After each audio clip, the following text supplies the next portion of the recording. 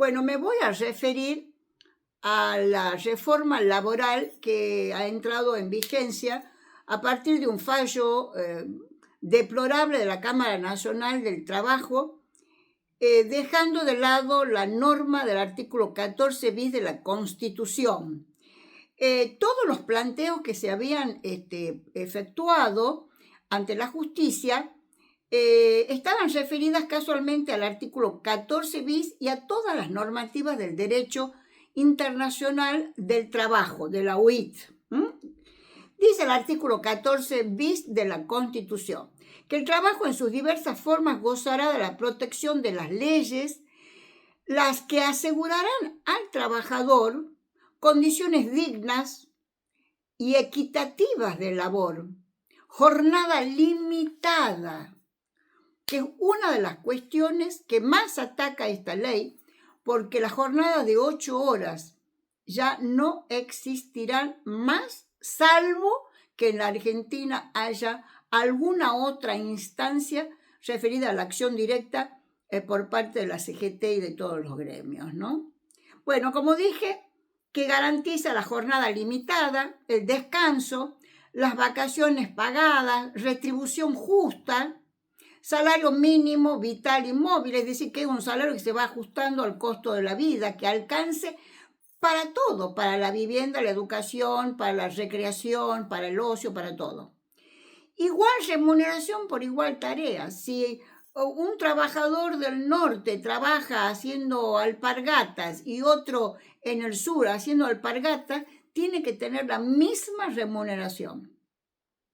Participación en las ganancias de las empresas, cosa que es desconocido para los trabajadores porque nunca lo han aplicado, con control y producción y colaboración en la dirección de las empresas, protección contra el despido arbitrario, que también esta ley avanza sobre eso, estabilidad del empleo público, cuestión que mi ley dejó más de 70.000 empleados públicos a la calle y no pasó absolutamente nada.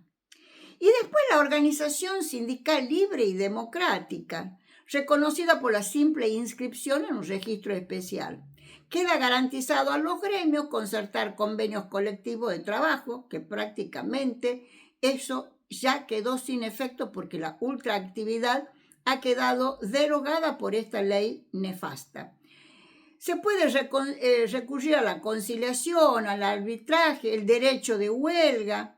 Los representantes gremiales, dice, gozarán de todas las garantías necesarias, etc. Bueno, el artículo continúa.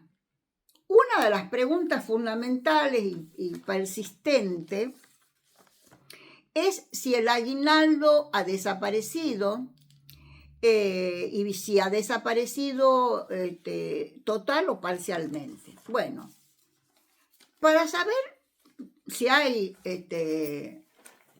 indemnización en caso de despido arbitrario, tenemos que hacer referencia, en primer lugar, a cómo está constituido el salario, ¿no?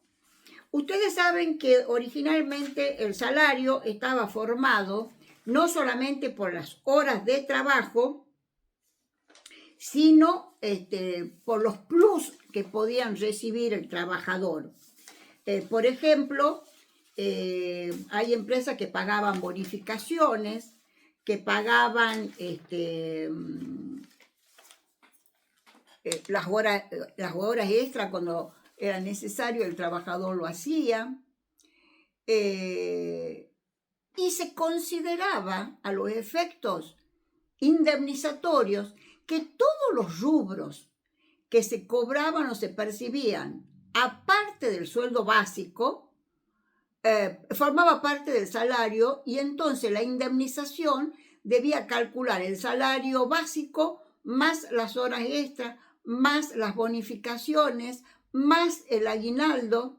Bueno, ahora no se calcula y queda solamente el salario básico, que en general ustedes saben que está siendo abonado por debajo del costo de la vida, es decir, que no se cumple con la Constitución porque tiene que ser abarcativo. El sueldo debe abarcar todos los rubros de cualquier ser humano: vivienda, techo, educación, recreación, vacaciones, ¿no? Bueno, entonces el aguinaldo va a quedar absolutamente reducido, que es una conquista histórica de hace un montón de tiempo. Yo le calcularía más de 80 años, entre 100 y 80 años. La CGT había hecho el planteo de la inconstitucionalidad en marzo del 2026. Como dije, no consiguió nada porque nada hizo para que eso suceda.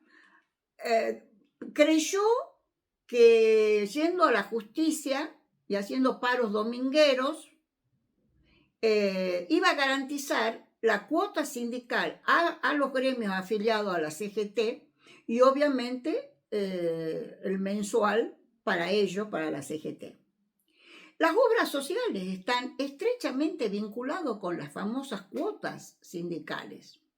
Si el salario, de acuerdo a esta reforma laboral, no la integran las horas extras, ni las bonificaciones y otros ítems, la cuota social va a quedar pulverizada y por ende las obras sociales, si ya están en crisis, van a desaparecer.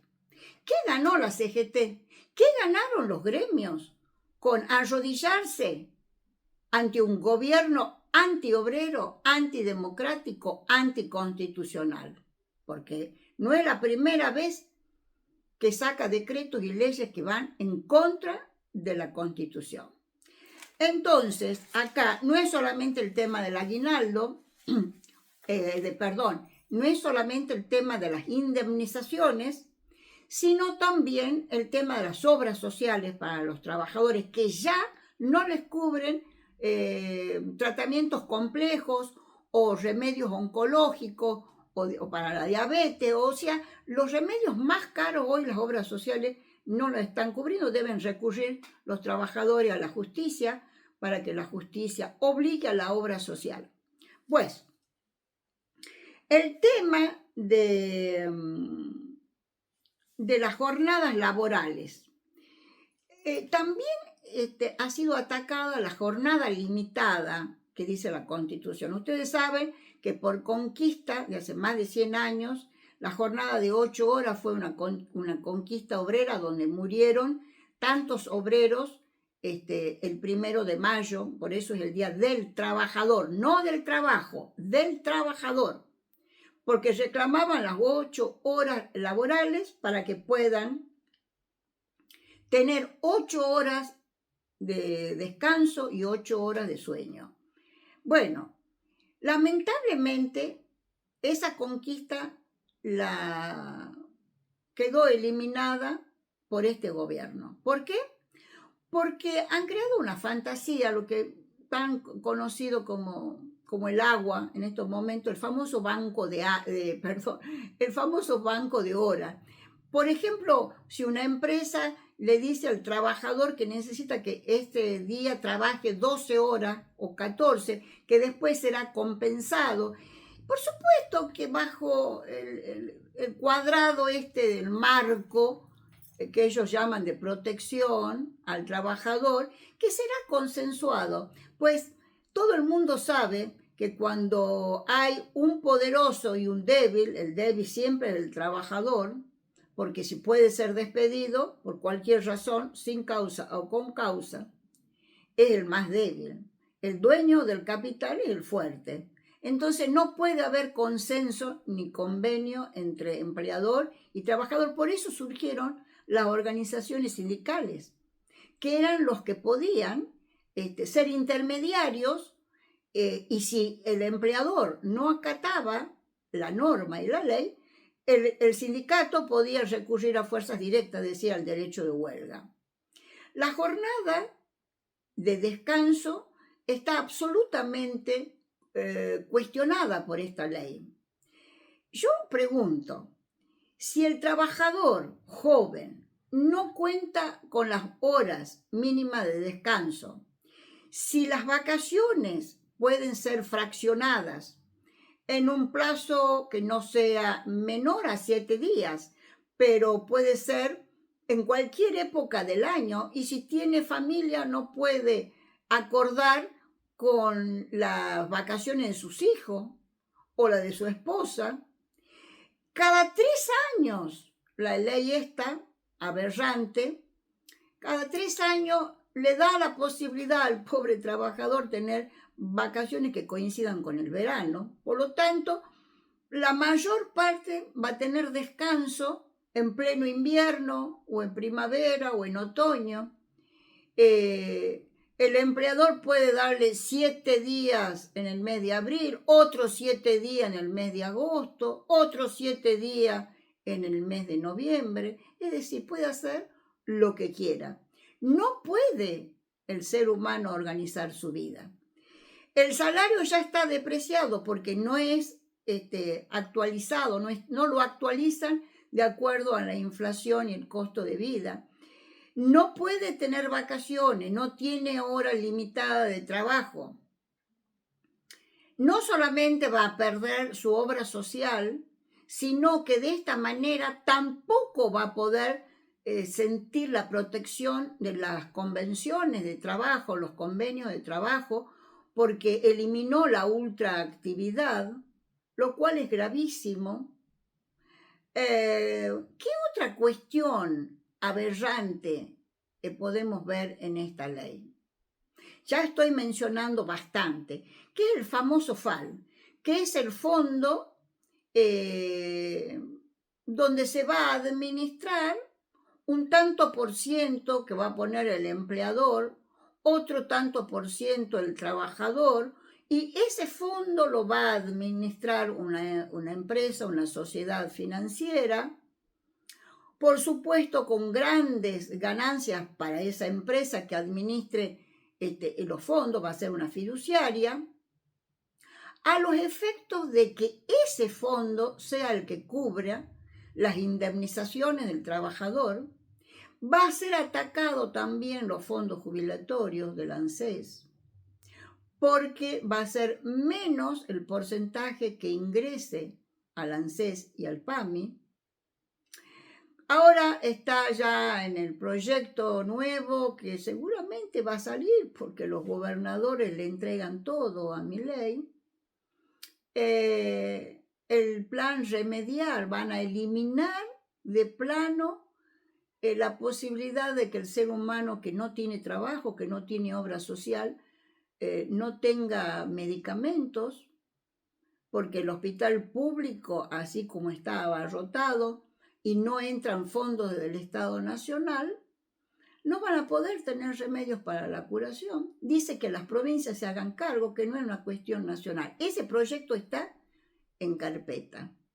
Como otros, ¿no? Que también ataca el tema de los libros, las editoriales y demás. Pero hoy es el tema, el derecho del trabajo, que si ustedes ven, está el artículo 14 bis está detrás, o debajo, mejor dicho, del artículo 14 que prevé todos los derechos humanos, ¿no?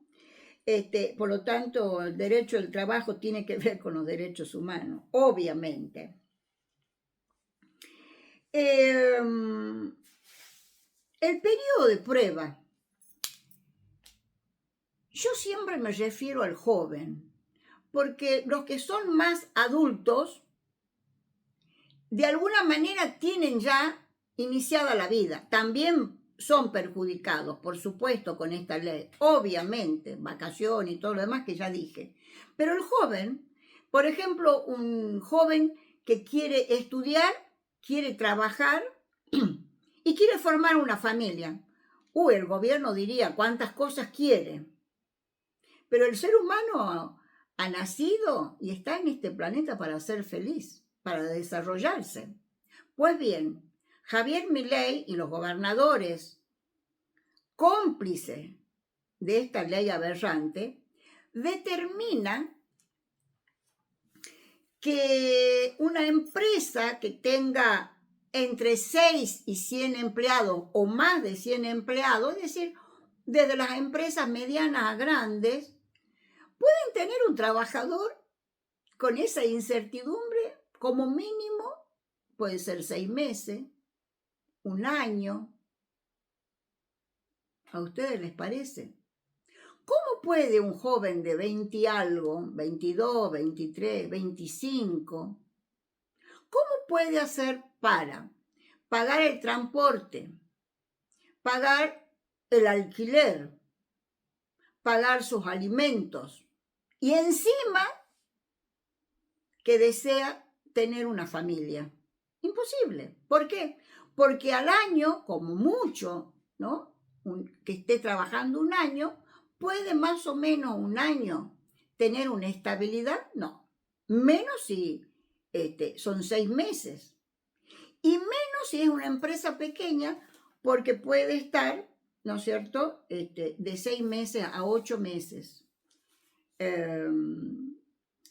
Y si es una empresa pequeña, puede estar un año. Una casa de comercio es una empresa pequeña. Entonces, el ataque, ¿a quién va dirigido?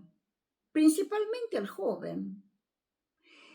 Javier Milei habla de una sociedad moderna, que esta ley es la modernización del derecho del trabajo, porque lo que pretende es que haya más trabajo registrado. Bueno, esta ley ya produjo todo lo contrario. No es moderna porque las conquistas del siglo pasado han sido anuladas. No es moderna porque ataca el turismo, ya que los trabajadores prácticamente no van a poder gozar de vacaciones. Ataca la salud, por lo tanto los sanatorios se van a ver perjudicados. ¿Dónde está lo moderno? Tampoco podrán estudiar, porque si un trabajador joven tiene que estar en el trabajo más de 10 horas y otro día puede trabajar 9 horas y puede ser a la mañana, puede ser a la tarde o puede ser a la noche, puede ser rotativo, ¿cómo puede estudiar un joven? Es decir, que un joven estudiante, si no tiene padres que mantengan su estudio, está condenado a no progresar intelectual y económicamente. Están preocupados porque no nacen niños y todavía nos echan la culpa a las mujeres porque somos modernas y porque queremos desarrollarnos como mujeres, como profesionales, y que seríamos las culpables, las feministas, de que no hayan tantos niños nacidos en los últimos años. Pues le digo que eso es falso. Los jóvenes hoy no quieren traer niños al mundo por todo lo que digo, una vida sin alegría, sin placeres, sin descanso, sin desarrollo. Traer hijos para que sean esclavos, para el rico que sea más rico. Los jóvenes no quieren ser causantes de la desgracia de los futuros seres humanos. Así que está en peligro en la Argentina la renovación generacional. Va a ser una sociedad vieja, de gerontes. Bueno, con respecto a la violencia de género, sí la aborda, ¿no?, como una causal, digamos, importante contra el trabajador o trabajadora, pero por ejemplo aborda el tema de la violencia digital, si algún trabajador es acosado a través de la vida o del medio digital, pero las causales sobre despido justificado del empleador al trabajador puede ser las mismas causas que ya estaban establecidas por inconducta del trabajador, Pero, por ejemplo, dice que no será causal de agravio del trabajador si desde la empresa el gerente o el capataz acosa sexualmente a una mujer o a un varón, o si ha tenido un gesto de discriminación por su color de piel o por su origen étnico. Son cuestiones que no son laborales, sino que serían civiles para esta ley. La composición del salario en sí dice que tendrán en cuenta el tiempo, el rendimiento del trabajador, y en este caso, si es por el rendimiento del trabajo, porque sea por unidad de obra, una comisión individual o colectiva, se tendrá en cuenta para medir y calcular el salario. ¿Se imaginan ustedes que si el salario de un trabajador va a ser tenido en cuenta como elemento la cantidad de unidades de producción, ese ser humano está directamente en el horno? ¿Por qué? Porque el trabajador, para producir una cantidad determinada de elementos y de bienes, no solamente depende de su fuerza física o intelectual, sino de las condiciones de trabajo. Si hay un corte de luz, o si en ese momento se demora el superior u otro compañero en entregar el elemento de producción para que él pueda hacer la unidad de trabajo. Puede haber un montón de factores que no tengan que ver con el trabajador, pues se le va a disminuir el salario. Ya no es cuántas horas hombre pone a disposición del empleador. Ya tiene un criterio economicista. Es repugnante, absolutamente repugnante. Entonces la composición del salario también, si lo llegan a aplicar, que obviamente, ¿qué empleador no va a buscar este atajo para pagar menos? Es inconstitucional por el artículo 14 bis. Las modalidades de trabajo pueden ser también modificadas de acuerdo al criterio del empleador. No va a ser consensuado.